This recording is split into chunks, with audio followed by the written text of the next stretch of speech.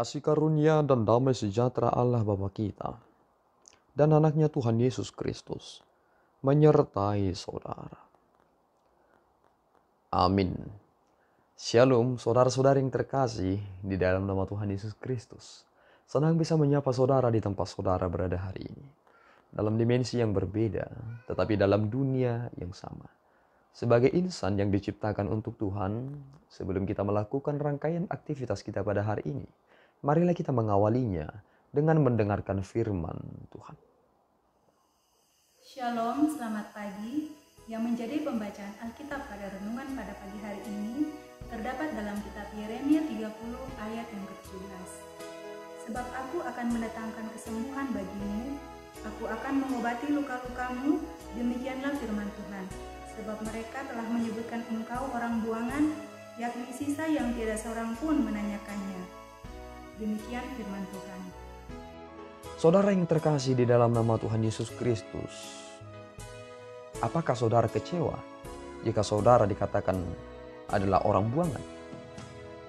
Tentu ada orang ketika ia berada di dalam komunitasnya, sesuatu hal pun tidak dapat diharapkan dari dia dan menjudge dia sebagai orang yang tidak berguna.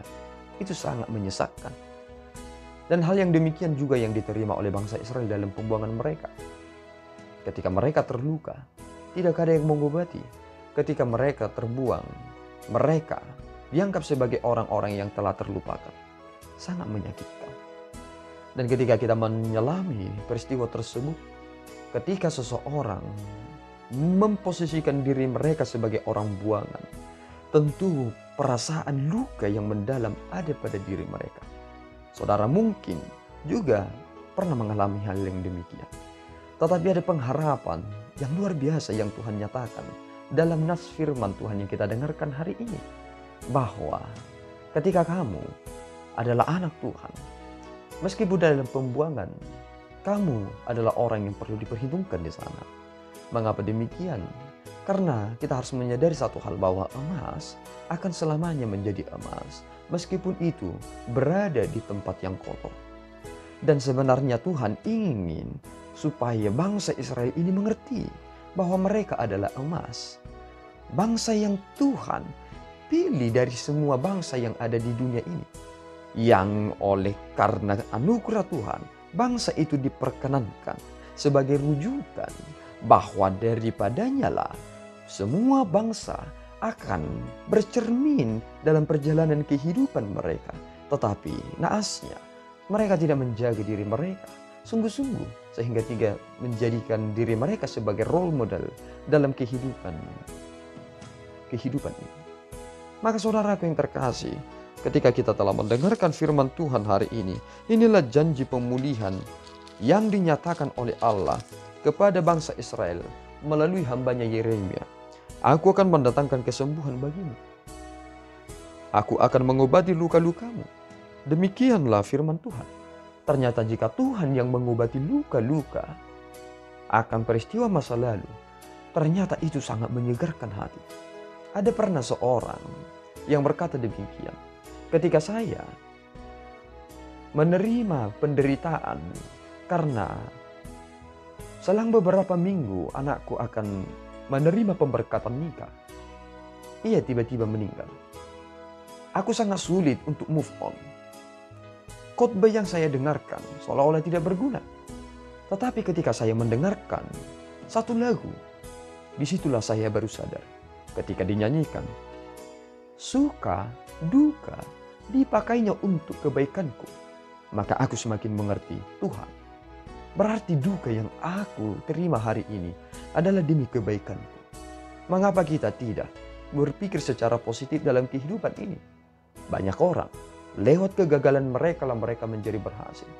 Dan kini kita melihat bagaimana orang-orang yang mengklaim diri mereka adalah orang-orang yang benar, malahan mereka salah kaprah dalam beragama.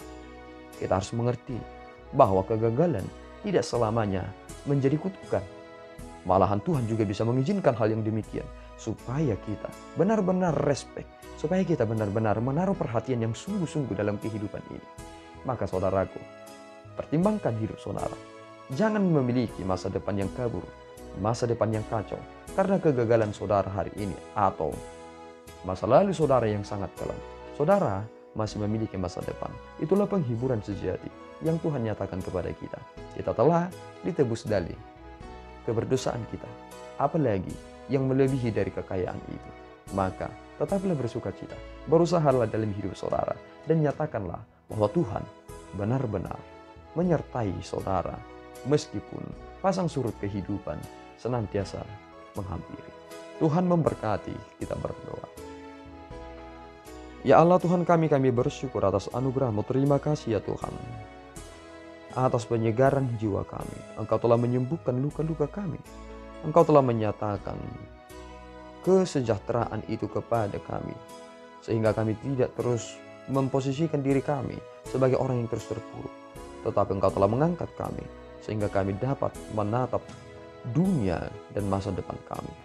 Berkenanlah Tuhan memberkati kami sehingga kami menaruh perhatian yang sungguh-sungguh dalam kehidupan ini, sehingga kami tidak selamanya menjadi orang yang terbuang karena keberdosaan kami yang terus-menerus kami lakukan dalam hidup ini.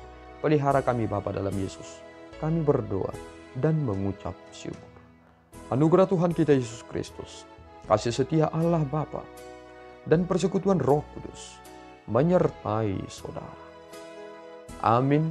Tuhan Yesus memberkati.